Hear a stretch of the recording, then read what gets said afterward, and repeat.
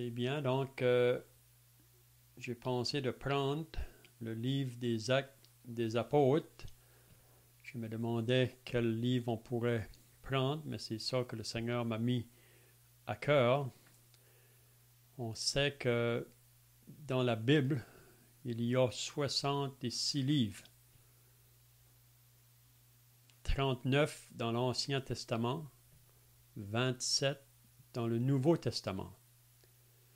Puis on sait que l'apôtre Paul nous dit dans la deuxième épître à Timothée, au chapitre 3 et le verset 16, que toute écriture est inspirée de Dieu pour enseigner, pour convaincre, pour corriger, pour instruire.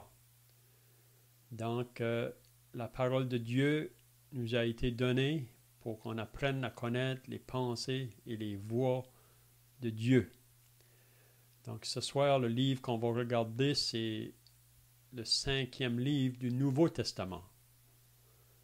Puis c'est le livre des Actes des Apôtres. Donc, on va commencer la lecture au verset 1 du chapitre 1, puis on lira jusqu'au verset 14. Donc, Actes des Apôtres, chapitre 1, et on lit à partir du verset 1. Donc, je commence la lecture, puis s'il y en a qui veulent suivre dans la lecture, vous pouvez le faire. Théophile, j'ai parlé dans mon premier livre de tout ce que Jésus a commencé de faire et d'enseigner dès le commencement, jusqu'au jour où il fut enlevé au ciel, après avoir donné ses ordres par le Saint-Esprit aux apôtres qu'il avait choisis.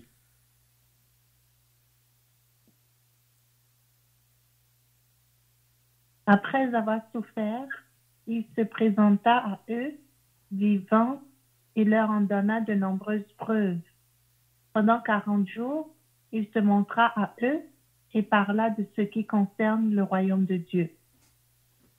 Alors qu'ils se trouvaient en leur compagnie, il leur recommanda de ne pas s'éloigner de Jérusalem, mais d'attendre ce que le Père avait promis, ce que je vous ai annoncé, leur dit-il.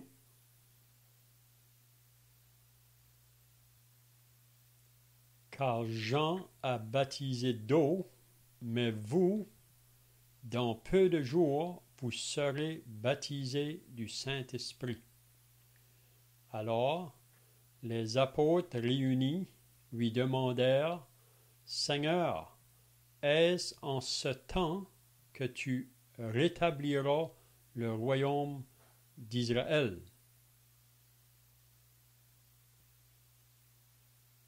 Il leur répondit, « Je n'ai pas à vous de connaître les temps ou les moments que le Père a fixés de sa propre autorité, mais vous recevrez une puissance lorsque le Saint-Esprit viendra sur vous, et vous serez mes témoins à Jérusalem, dans toute la Judée, dans la Samarie et jusqu'aux extrémités de la terre. » Après avoir dit cela, il fut élevé pendant qu'ils le regardaient, et une nuée le déroba à leurs yeux.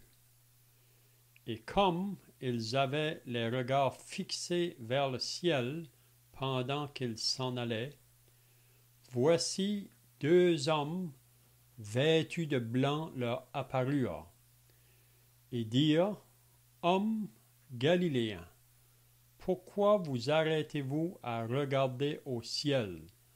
Ce Jésus qui a été enlevé au ciel du milieu de vous reviendra de la même manière que vous l'avez vu allant au ciel. » Alors ils retournèrent à Jérusalem, de la colline appelée Mont des Oliviers qui est près de Jérusalem, à la distance d'1 kilomètre environ. Quand ils furent arrivés, Ils montèrent à l'étage dans la pièce où ils se tenaient d'ordinaire. Il y avait là Pierre, Jean, Jacques, André, Philippe, Thomas, Barthélemy, Matthieu, Jacques, fils d'Alphée, Simon le Zélote et Jude, fils de Jacques. Tous d'un commun accord persévéraient dans la prière avec les femmes et Marie, mère de Jésus, et avec les frères de Jésus. Amen. Donc, on va commencer ce livre des Actes. On sait que c'est très important ce livre parce que on apprend beaucoup de choses qui vont relier vraiment les 4 évangiles aux épîtres qui sont écrits par la suite. Donc les 4 évangiles sont écrits avant les Actes, puis ensuite on voit les épîtres qui sont écrits. C'est que Paul a écrit plusieurs épîtres. Il y a Pierre aussi qui a écrit 2 épîtres. Puis on voit aussi les épîtres de Jean.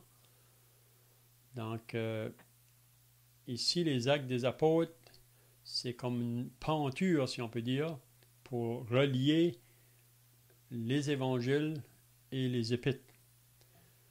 Donc, qu'est-ce qu'on va apprendre dans les Actes des apôtres?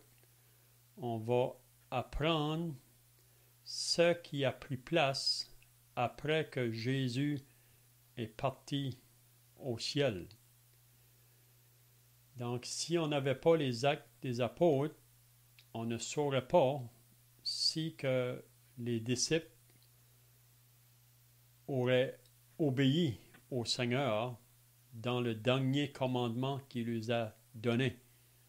Si vous vous rappelez, Jésus, ses dernières paroles à ses disciples avant de partir au ciel, il leur a dit dans Matthieu 28, « Tout pouvoir m'a été donné dans le ciel et sur la terre. Allez, faites de toutes les nations des disciples, les baptisant au nom du Père, du Fils et du Saint-Esprit, et enseignez-leur tout ce que je vous ai prescrit. Et voici, je suis tous les jours avec vous, jusqu'à la fin du monde. » Donc ça, c'est les dernières paroles de Jésus à ses disciples avant de partir au ciel. C'est d'aller par toutes les nations et de faire des disciples.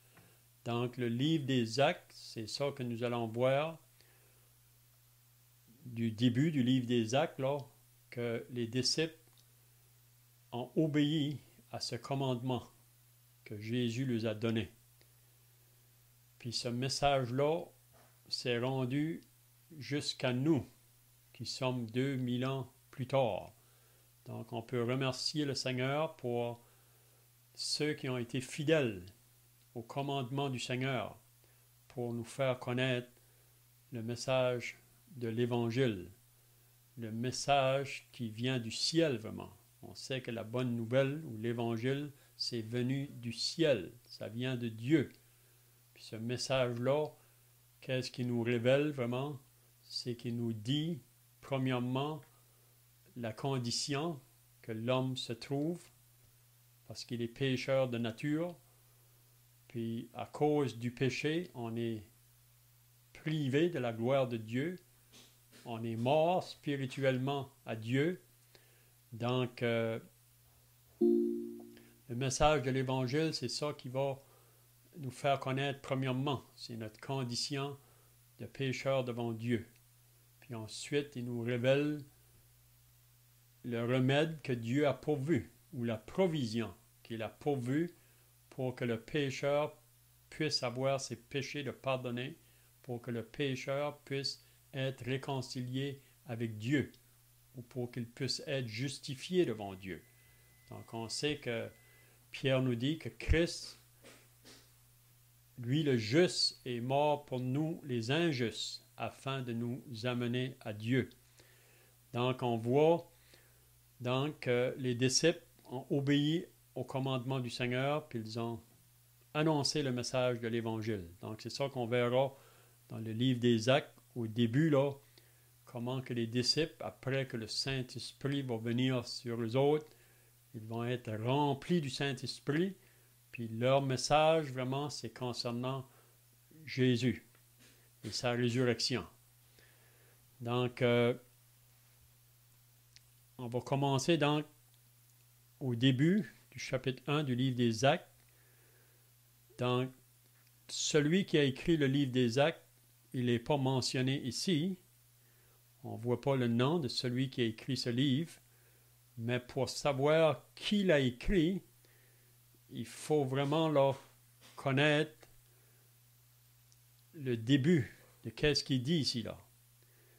Donc, il va s'adresser à Théophile. Puis si vous remarquez, il va dire « Théophile, j'ai parlé dans mon premier livre de tout ce que Jésus a commencé de faire et d'enseigner dès le commencement. » Donc ici, peut-être vous allez vous demander qui est ce personnage, Théophile, mais on voit ce personnage-là à 2 reprises dans le Nouveau Testament. Puis la première fois qu'il est mentionné, c'est dans l'Évangile selon Luc. Puis si vous lisez au début de l'Évangile de Luc, c'est vraiment Luc qui écrit à cet homme Théophile. Puis même qu'il appelle dans son Évangile très excellent Théophile. Donc on peut voir que Théophile était un homme assez élevé là, dans les rangs de la société, probablement qu'il était dans le gouvernement. Puis on sait que Luc, qui a écrit l'Évangile, lui, on voit dans les Écritures qu'il était un médecin ou un docteur. Puis probablement qu'ils se connaissaient bien, ces 2 personnages-là. Puis on peut croire que Luc a été probablement le premier à se convertir, à devenir un croyant. Puis par la suite, son désir, c'était communiquer ce message-là à ses amis. Puis probablement que Théophile était un ami de Luc. Donc, si vous lisez donc le début de l'évangile de Luc, son évangile est adressé à Théophile, très excellent Théophile. Donc, on peut voir que les actes des apôtres donc, ont été écrits par cet homme, Luc. Puis, il s'adresse encore ici à la même personne. Puis si vous remarquez ici, il ne va pas dire très excellent Théophile, mais il appelle seulement Théophile.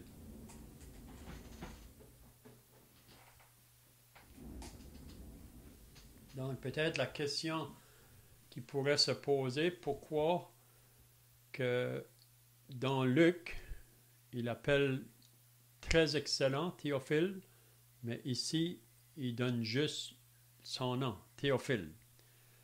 Mais il y a une pensée.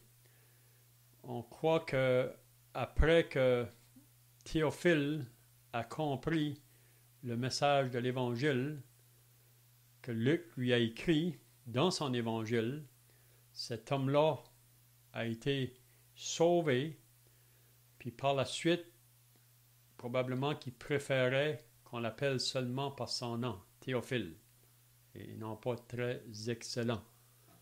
Après qu'on est sauvé, on réalise qu'on doit prendre une place d'humilité, humble, puis on ne doit pas chercher les titres. Vous savez qu'on vit dans un monde aujourd'hui où on veut avoir des titres, on veut avoir des noms élevés dans la société, mais vraiment, quand on réalise le seul qui mérite un grand titre, si on peut dire, c'est le Seigneur Jésus-Christ. Comme Jean pouvait dire à propos de lui, il faut qu'il croise et que moi, je diminue. Donc, Théophile, il dit, j'ai parlé dans mon premier livre. Donc, Il dit à Théophile ici, qu'est-ce qu'il avait dit dans le premier livre, c'est-à-dire l'évangile de Luc. Puis qu'est-ce que Luc a écrit dans son évangile? C'est de tout ce que Jésus a commencé de faire et d'enseigner dès le commencement. Donc peut-être une chose qu'on peut souligner ici, c'est que Luc, quand il a écrit son évangile, on sait qu'il a fait des recherches avant d'écrire son évangile envers d'autres personnes qui avaient été des témoins oculaires de la vie de Jésus.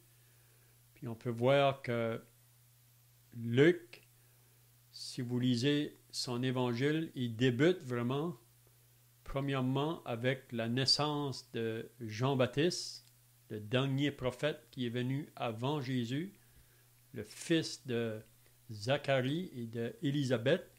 Donc, si vous lisez le premier chapitre de Luc, vous allez lire concernant la naissance de Jean-Baptiste. Puis aussi, il nous parle de la naissance de Jésus. Donc, il dit, j'ai parlé dans mon premier livre de tout ce que Jésus a commencé de faire et d'enseigner dès le commencement. Donc, on peut voir qu'il a été dans son évangile là, au début, même avant même que Jésus est né. Il va parler à propos de sa naissance, puis ensuite, il va développer l'évangile là, en parlant de la personne du Seigneur Jésus-Christ dans sa marche sur la terre, dans tous les différents aspects, si on peut dire. Puis une chose qu'on peut remarquer ici qui dit à propos de Jésus, de tout ce que Jésus a commencé de faire et d'enseigner. Donc ici, qu'est-ce qu'on peut apprendre? C'est très important, avant d'enseigner, que nous soyons de ceux qui font.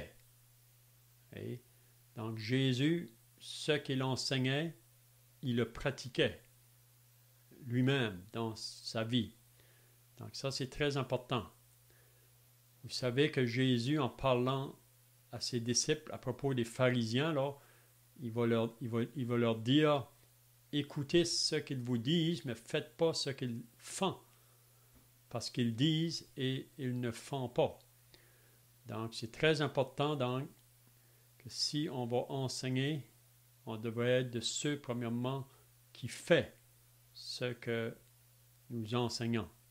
Parce que c'est ça qui va vraiment avoir de la valeur, si on peut dire, ou quelque chose qui va supporter là, l'enseignement qu'on va donner si nos vies sont en accord avec ce que nous enseignons.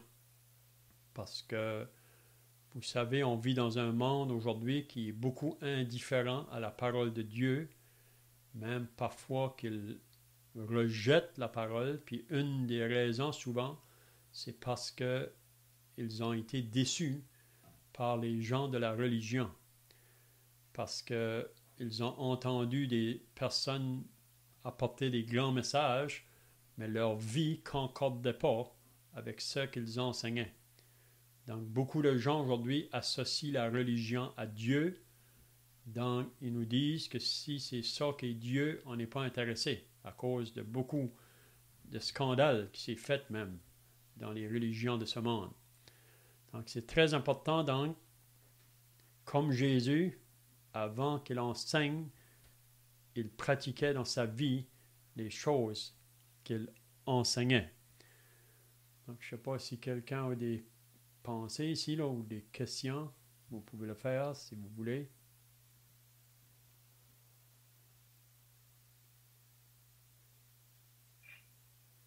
Moi, je dirais qu'il y a effectivement une confusion dans le monde.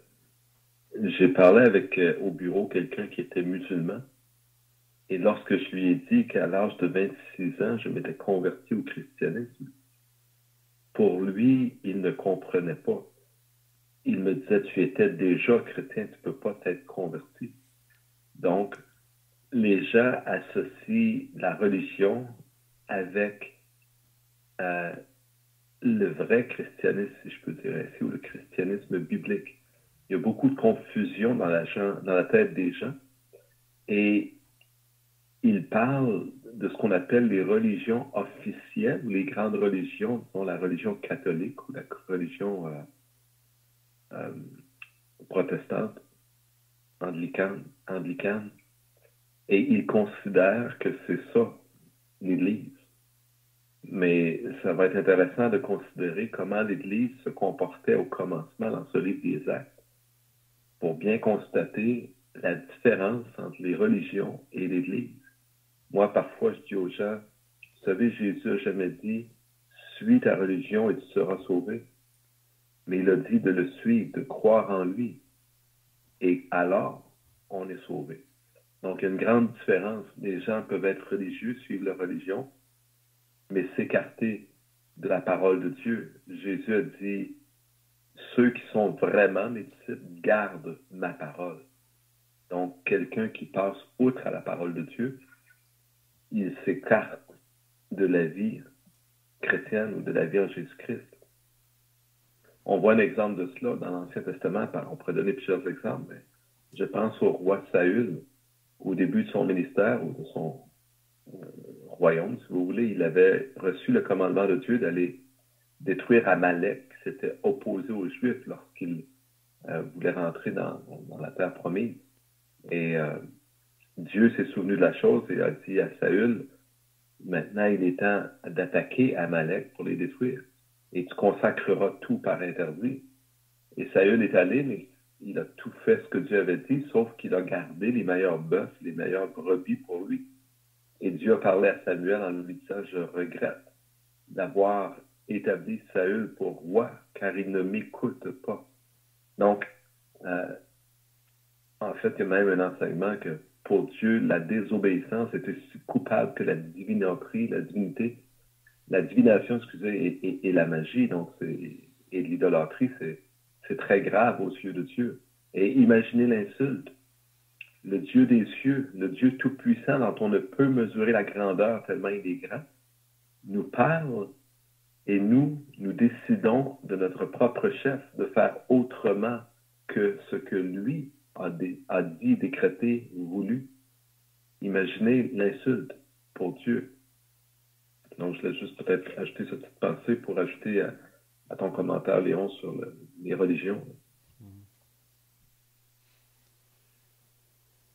C'est bien, donc le verset 2, le contenu là, pour dire jusqu'au jour où il fut enlevé au ciel. Donc, en parlant toujours de Jésus, donc il a commencé à écrire dans son évangile le début de la vie de Jésus jusqu'à ce qu'il a été enlevé au ciel. Puis, avant que Jésus va être enlevé, il a donné ses ordres ou ses commandements à ses disciples par le Saint-Esprit. C'est ça qu'il dit. Jusqu'au jour où il fut enlevé au ciel, après avoir donné ses ordres par le Saint-Esprit aux apôtres qu'il avait choisis. Donc, ici, on dit que c'est les actes des apôtres, mais on pourrait dire aussi c'est les actes du Saint-Esprit au travers des apôtres. Puis même quand on dit des apôtres, vous allez bien remarquer que dans le livre des Actes, il y a peut-être 3 apôtres qui est vraiment mentionné. C'est Pierre, Jean, puis on voit aussi Jacques, puis on voit aussi Paul, mais on sait que Paul n'était pas un des 12, mais quand même il a été appelé par le Seigneur Jésus pour être celui qui a amené l'Évangile aux païens. Donc, ce n'est pas tous les apôtres qu'on va trouver dans les actes des apôtres, mais on peut voir que c'est vraiment le travail du Saint-Esprit qui va opérer là, dans la vie de ces hommes-là, que le Seigneur vraiment a formé pendant son ministère public, pour qu'après que lui soit parti, eux vont continuer l'œuvre, si on peut dire. Donc, jusqu'au jour où il fut enlevé au ciel après avoir donné ses ordres par le Saint-Esprit aux apôtres qu'il avait choisis. Puis là, il va nous dire, après qu'il eut souffert, après que Jésus a souffert, puis qu'il a été mis à mort, qu'il a été mis sur la croix, ça nous dit, après qu'il eut souffert, il leur apparut vivant et leur en donna plusieurs preuves, se montrant à eux pendant 40 jours et parlant des choses qui concernent le royaume de Dieu. Donc, si vous vous rappelez, dans les évangiles, c'est vrai que Jésus a été mis à mort, mais il avait dit à ses disciples que 3 jours après, il ressusciterait. Puis on sait que Jésus est réellement ressuscité, même si que beaucoup de personnes dans ce monde veulent nier la résurrection du Seigneur Jésus-Christ. Mais Jésus est réellement ressuscité, puis il s'est montré après sa résurrection. Il a prouvé qu'il était réellement ressuscité en apparaissant à ses disciples. Et on sait que le jour de la résurrection, si vous lisez à la fin des évangiles, là, c'était le premier jour de la semaine, le matin du premier jour de la semaine. On croit qu'il est ressuscité le dimanche. Puis si vous vous rappelez, il y a les femmes qui voulaient être là pour amener vraiment des choses pour lui donner à Jésus, là, on peut dire. Mais quand ils ont arrivé là, au tombeau, même ils étaient beaucoup inquiets qui allait enlever la pierre qui était devant le tombeau. Mais quand ils ont arrivé là, la pierre avait déjà été ôtée. Puis ça nous dit dans un évangile qu'un ange avait venu rouler la pierre. Puis ces femmes-là ont arrivé là, puis les anges les ont dit que celui que vous cherchez n'est plus ici. Il est ressuscité. Donc Jésus est réellement ressuscité, puis il l'a prouvé parce qu'il a apparu à ses disciples à plusieurs reprises.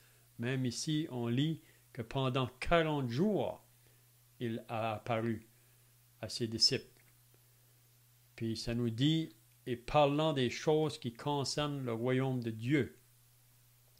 Donc, il les a continué à leur parler ce qu'il leur disait pendant son ministère public quand il était avec eux.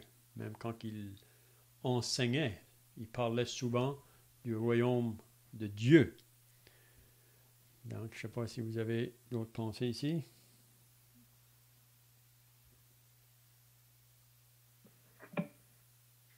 Ben, je crois que j'avais une question peut-être, parce qu'il nous est dit, versets 1 et 2, depuis le commencement où Jésus est venu, il a enseigné jusqu'au jour où il fut enlevé, au verset 2, après avoir donné ses ordres par le Saint-Esprit.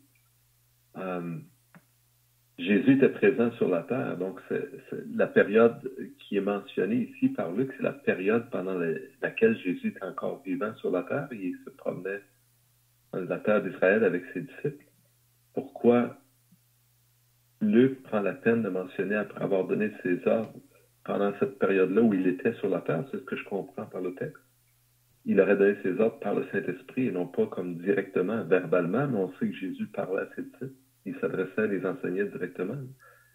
Donc, je ne sais pas si c'est parce que ça laisse entendre que le Saint-Esprit est nécessaire pour ouvrir l'esprit d'une personne pour comprendre les Écritures, ou si ça fait référence à après que Jésus est parti. Je ne sais pas si tu peux éclairer un peu là-dessus.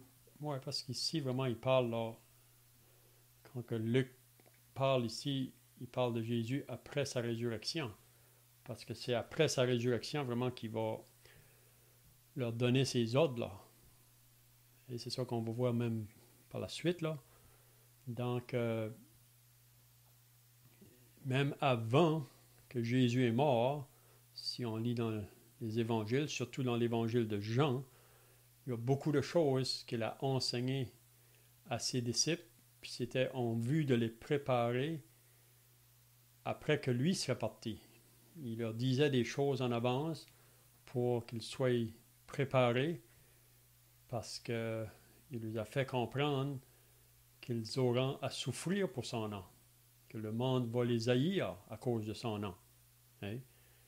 Donc, beaucoup de choses qu'il leur a dit là, dans la chambre haute, même qu'il les avait dit qu'il allait mourir, mais qu'il ressusciterait le troisième jour. Même les disciples avaient de la difficulté à comprendre ces choses. Vous vous rappelez que Pierre, quand Jésus a dit ces choses à ses disciples, il a dit jamais, Seigneur, ça va t'arriver. Puis vous vous rappelez que Jésus a dû reprendre Pierre pour lui dire, arrière de moi, Satan. Donc on voit que même que le diable aurait voulu utiliser un de ses disciples pour l'empêcher d'aller, pour accomplir ce qu'il avait à faire là. Donc les ordres ici qu'il les a donnés avant de partir, pour moi, c'était l'ordre d'aller par toutes les nations, hein, pour qu'ils continuent le travail là. Je ne sais pas si que... C'était d'autres pensées là, Guy? Ah, c'est juste que peut-être je regarde dans une autre version comment c'est traduit, mais la façon c'est présenté au verset 1er, il dit vraiment de tout ce que Jésus a commencé de faire et d'enseigner dès le commencement jusqu'au jour où il fut enlevé. Donc, c'est vraiment pas la période après qu'il était enlevé, mais pendant qu'il était sur la terre. Enlevé au ciel après avoir donné ses ordres par le Saint-Esprit aux apôtres qu'il avait choisis. Donc, ça me semblait être la période pendant qu'il était sur la terre. Donc, je cherchais à comprendre. Il y avait une allusion justement à l'enseignement du Saint-Esprit. On sait que Jésus faisait des miracles, mais en réalité, ce que Jésus faisait, c'était aussi le Saint-Esprit qui l'accomplissait. Jésus était un simple homme, si on veut, il s'est abaissé, il s'est humilié lui-même, se faisant semblable aux hommes. Enfin, c'était... Ça. Il y avait la plénitude du Saint-Esprit en lui, si on peut dire. Parce qu'il cite vraiment les actes des apôtres. C'est là vraiment que c'est quand que le Saint-Esprit va venir là, dans les actes des apôtres. On sait que dans l'Ancien Testament, on parle de Dieu le Père. Dieu, c'est beaucoup Dieu dans l'Ancien Testament. Quand on arrive dans le Nouveau, dans les Évangiles, là, ça parle plutôt du Fils. On voit que la Trinité est mentionnée, là. Le Père est beaucoup associé avec l'Ancienne Alliance, mais quand on arrive dans la Nouvelle Alliance, dans les Évangiles, là, ça nous parle du Fils. Puis vous vous rappelez que Jésus, avant de partir au ciel, a dit à ses disciples que s'il ne s'en va pas, il ne pourra pas leur envoyer le Consolateur ou l'Esprit Saint qui allait venir après lui. Il dit, je vais vous envoyer un autre Consolateur. Puis quand on dit un autre, là, c'est de la même sorte.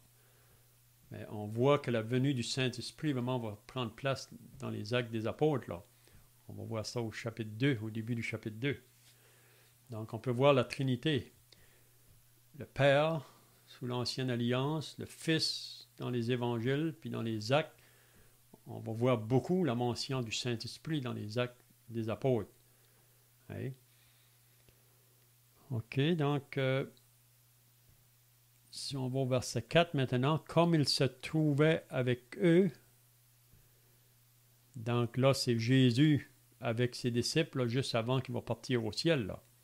C'est après sa résurrection. Comme il se trouvait avec eux, il leur recommanda de ne pas s'éloigner de Jérusalem.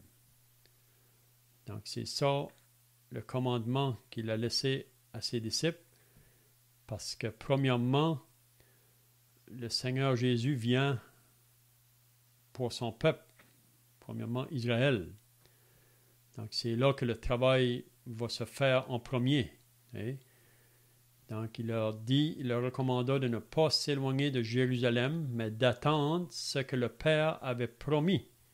Ce que je vous ai annoncé, leur dit-il. Donc, qu'est-ce que c'était le Père avait promis?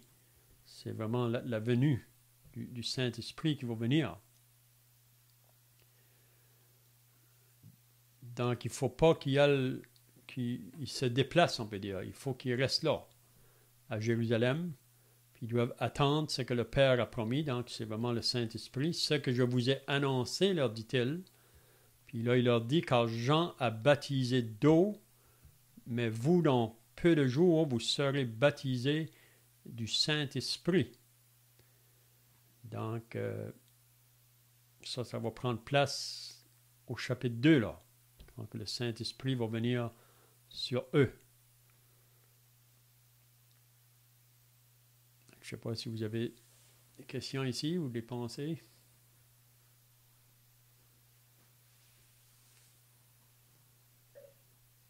Et la pensée que j'avais, c'est quelle était en réalité la nécessité qu'il demeure à Jérusalem? Je veux dire, Jésus le demande parce que c'était la volonté de Dieu, mais pourquoi Dieu voulait que ce qui devait se passe à Jérusalem? Et je pense que ça démontre bien le plan de Dieu, le caractère de Dieu. Dans l'Ancien Testament, on sait que Dieu avait promis qu'il y aurait une place qui serait désignée. Et on sait que ça a été le temple à Jérusalem, où Dieu a habité, si on veut. Et en réalité, aujourd'hui, Jérusalem, comment dire, pour les chrétiens, ça n'a pas l'aspect sacré, ça l'est parce que c'est Jérusalem. On comprend ce que je veux dire, c'est quand même. Mais ça ne l'est pas comme pour un juif, ça devrait l'être. On sait que dans l'Ancien Testament, il est écrit si je t'oublie, Jérusalem, que mon bras droit tombe à terre, etc. Donc, toute l'importance de ce message de Dieu qu'il avait centré sur la ville de Jérusalem. Donc, Jésus insiste, Dieu n'avait pas besoin de cela, mais il voulait démarrer, comme tu l'as dit, son témoignage parmi les Juifs à Jérusalem, comme il se devait, comme c'était, on pourrait dire, prophétisé d'une façon. Mm-hmm. Parce que c'est là que vraiment l'Église va débuter, là, même à Jérusalem. C'est ça qu'on va voir dans le chapitre 2. Donc, au verset 6... On va... qui vont... Dieu va faire en sorte de chasser les chrétiens à un moment donné de Jérusalem. Donc, ça va débuter à Jérusalem. Il va y avoir de l'opposition au point tel qu'il va y avoir une grande persécution. On va voir ça dans le chapitre 7. Et Étienne va être mis à mort, etc. Et les chrétiens vont fuir Jérusalem. Donc, ça va se produire comme Jésus va l'annoncer ici. Ou comme il l'a annoncé, là, vous serez mes témoins en Matthieu 28. C'est dans les Actes ici, je me souviens plus. Enfin, il dit à Jérusalem, et ça c'était la pensée de Dieu, dans la Judée, dans la Samarie et jusqu'aux extrémités de la terre. Donc c'est vraiment le départ de peut-être à Jérusalem, mais ce n'était pas du tout dans le plan de Dieu que tout se passe à Jérusalem et que ça demeure. Dieu voulait que ça s'étende à la grandeur de la terre. Et donc ça démarre à Jérusalem, mais ça s'étend. C'est ça. Donc, ici, vraiment, qu'est-ce qu'on est en train de voir au début du chapitre 1 des Actes, là, c'est... Il nous rappelle un peu qu'est-ce qui s'est passé à la fin de son évangile. Et comme Jésus, après sa résurrection, ce qu'il a laissé à ses disciples juste avant de les quitter. Puis ici, il le mentionne de nouveau, là. Comme au verset 6, il va dire « Alors les apôtres réunis lui demandèrent, Seigneur, est-ce en ce temps que tu rétabliras le royaume d'Israël? » Parce que pour les disciples, même les pharisiens attendaient un Messie qui vient pour établir son royaume sur la terre, qui vient pour régner. Mais ils vont manquer de réaliser, ils vont manquer de comprendre qu'avant qu'il règne, il faut qu'il souffre, il faut qu'il meure. Donc les disciples, encore ici, ils viennent pour lui demander la question concernant le royaume. Mais là, Jésus va leur dire, ce n'est pas à vous de connaître les temps ou les moments que le Père a fixés de sa propre autorité. Donc, c'est comme si que Jésus veut le faire comprendre que ça, c'est pas à vous de savoir, mais vous. Donc, il y a un travail qui va prendre place là, puis c'est vraiment la dispensation de l'Église qui va prendre place. Puis les disciples probablement avaient de la misère à concevoir ça là, à ce moment-là. Mais là, il va leur dire, mais vous, recevrez une puissance, le Saint-Esprit survenant sur vous. Donc, Jésus leur dit, avant de les quitter, là, vous allez recevoir une puissance. Donc ça va se prendre place au chapitre 2. Vous recevrez une puissance, le Saint-Esprit survenant sur vous, et vous serez mes témoins. Donc vous allez être mes témoins. Vous allez parler de moi. Vous allez me faire connaître. Premièrement, il dit, vous allez le faire dans Jérusalem. Ensuite, dans toute la Judée, dans la Samarie et jusqu'aux extrémités de la terre. Donc, ils vont être premièrement témoins à Jérusalem. Ça veut dire c'est envers le peuple juif, parce que Jésus vient premièrement chez les siens. Puis c'est à eux vraiment qu'il va se faire connaître, mais parce que cette nation-là va rejeter le Messie, on sait qu'il y a des individus qui l'ont reçu, mais comme nation, ils le rejettent. Donc, puis on sait que c'est la raison pourquoi ensuite ils vont se tourner vers les nations. Mais ça, c'était déjà tout vu dans le plan de Dieu depuis le début. Et que même son propre peuple allait le rejeter là.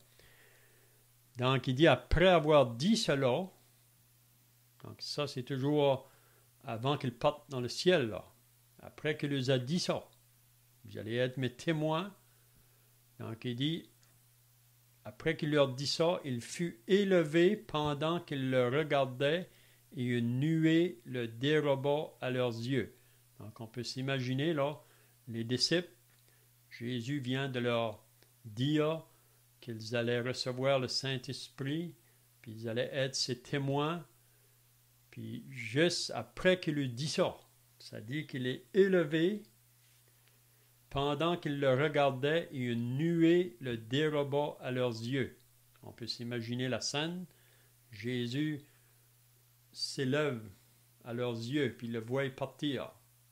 Puis il le regarde, il le regarde, il le regarde, jusqu'à ce qu'ils vont le perdre dans les nuées. On peut penser que les dernières choses qu'ils pouvaient voir de Jésus, c'était ses pieds percés. Mais là, pendant qu'il regardait au ciel, ça dit, et comme ils avaient les regards fixés vers le ciel, pendant qu'ils s'en allaient, deux hommes vêtus de blanc, probablement c'était des anges, qui leur apparurent. Puis qu'est-ce qu'ils ont dit? Hommes galiléens, pourquoi vous arrêtez-vous à regarder au ciel? Ce Jésus qui a été enlevé au ciel du milieu de vous. Donc, il cite les anges, ou ces hommes-là qui étaient vêtus de blanc, là, ils vont simplement répéter ce que Jésus avait dit à ses disciples avant d'aller à la croix, là, dans la chambre haute. Il les avait dit que votre cœur ne se trouble point, croyez en Dieu et croyez en moi. Il y a plusieurs demeures dans la maison de mon Père. Si cela n'était pas, je vous l'aurais dit, je vais vous préparer une place, et lorsque je m'en serai et que je vous aurai préparé une place, je reviendrai, afin que là où je suis, vous y soyez aussi. Donc c'est Jésus, premièrement, qui a dit qu'il reviendrait pour venir chercher les siens. Mais là, ici, on voit que les anges confirment cette vérité-là encore à ses disciples en leur disant « Pourquoi regardez-vous au ciel ?» Il dit « Ce Jésus qui a été enlevé au ciel du milieu de vous reviendra de la même manière que vous l'avez vu allant au ciel. » Donc on sait que Jésus va revenir.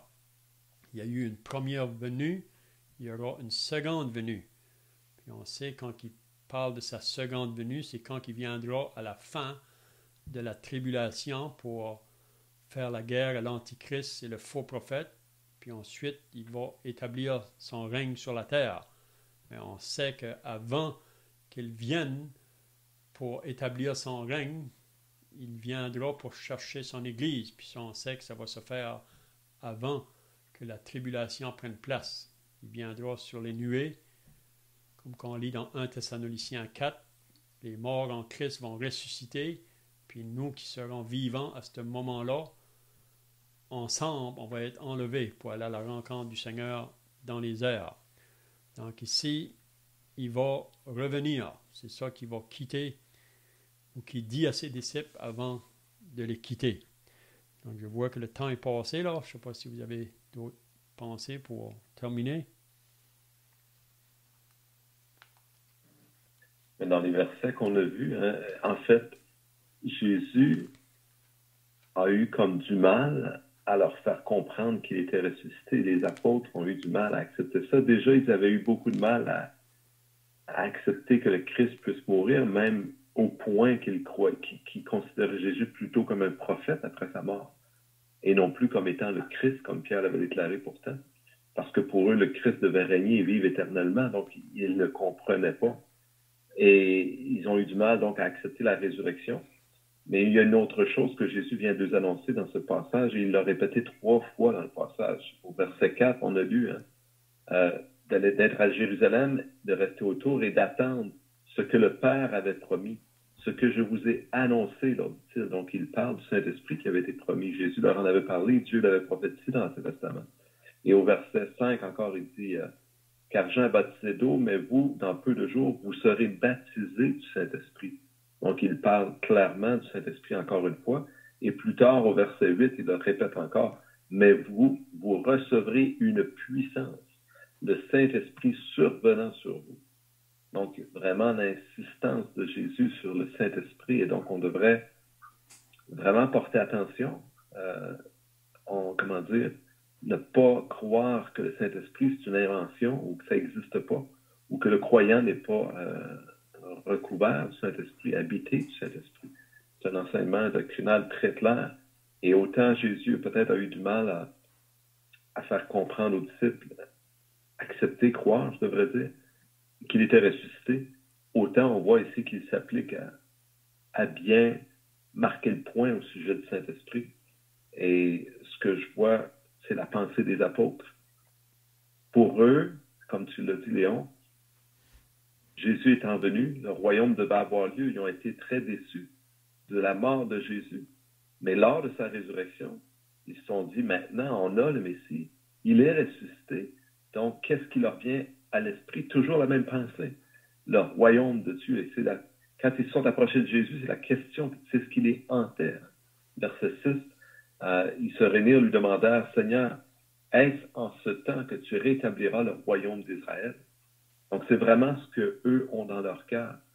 Mais c'est clair par la réponse de Jésus que ce n'était pas à ce moment-là que ça devait arriver. Mais ça veut dire que ce n'était pas encore arrivé. Et Jésus ne leur a pas dit, cette promesse n'arrivera pas. C'est pas du tout ce qu'il a dit. Il leur a pas dit, vous avez mal compris. Pas du tout. Ils ont bien compris, cela va arriver. Et ce n'est pas encore arrivé aujourd'hui à l'époque où nous sommes. Et d'une certaine façon, on peut attendre. C'est ce que Léon a dit. Après la tribulation, on sait que c'est à ce moment-là, comme nous le révèle le livre de la Révélation de l'Apocalypse, c'est à ce moment-là que vraiment sur terre, Jésus va venir une seconde fois et il va cette fois-ci vraiment régner sur la terre. Donc c'est vraiment, tout le scénario de Dieu bien enveloppé d'un bout à l'autre et qui se tient. C'est bien, comme ça on va terminer par la prière, puis on pourrait chanter un cantique pour terminer. Notre Dieu et notre Père, nous voulons maintenant nous approcher devant ta présence pour te remercier pour ta parole que tu nous as laissée, afin que nous puissions apprendre à te connaître et aussi afin d'apprendre à connaître ta volonté pour nos vies ici-bas. Nous croyons que nous sommes à la fin de la dispensation de l'Église.